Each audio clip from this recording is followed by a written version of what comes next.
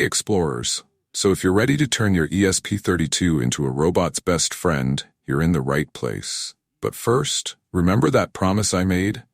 Flashback. Video get 10 comment. I will upload long-form video about ESP32.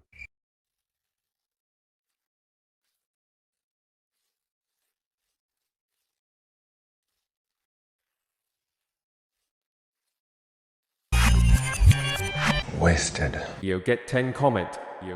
I will upload long-form video about ESP32.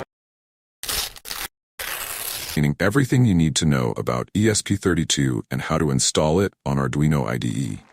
So let's stick around for a surprise at the end. This little device is a powerhouse for IoT, robotics, and more. Let's explore what makes the ESP32 so special. The ESP32 is a low-cost, low-power system-on-chip microcontroller with integrated Wi-Fi and Bluetooth capabilities. It's developed by Espressif Systems and is widely used in various applications, from home automation to wearables. Let's take a look at some of the key features that make the ESP32 stand out. Wi-Fi and Bluetooth. The ESP32 supports both Wi-Fi and Bluetooth, making it perfect for wireless communication. Whether you want to connect to a network or communicate with other devices, the ESP32 has you covered. Multiple I/O pins. It has a rich set of GPIO pins, which can be used for digital input and output, analog inputs, and even touch sensing. Dual-core processor. The ESP32 features a powerful dual-core processor, allowing for multitasking and handling complex computations. Low power consumption. Designed for energy efficiency, the ESP32 offers various power-saving modes, making it ideal for battery-powered applications. The versatility of the ESP32 opens up a wide range of applications. Here are a few examples. IoT projects, wearables, smart home devices. In summary, the ESP32 is a versatile and powerful microcontroller, perfect for a wide range of projects. Its combination of wireless connectivity, processing power, and low power consumption makes it an excellent choice for makers and developers. How to get started with the ESP32 using the Arduino IDE so you can start bringing those ideas to life. First things first, if you don't have the Arduino IDE installed, head over to the Arduino website and download the IDE for your operating system. Once you've installed it, open it up.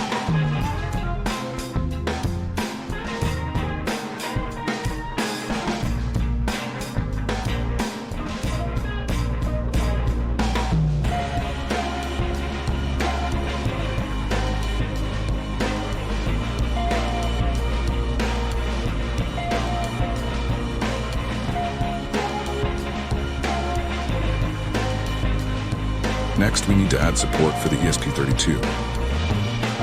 Go to File, then Preferences. In the Additional Boards Manager URLs field, enter this URL. Click OK to save. Now go to Tools, then Board, and select Boards Manager. Search for ESP32 and click Install for the ESP32 package. Alright, now that we've got the ESP32 set up, let's write our first program. We're going to start with a simple blink program to make the onboard LED blink. The code is in description. This code sets GPIO2 as an output and makes it blink on and off every second. It's a great starting point to understand how to control outputs with the ESP32. Before we upload the code, make sure you've selected the correct board and port. Go to Tools, Board, and choose ESP32 Dev Module. For the port, select the one corresponding to your ESP32.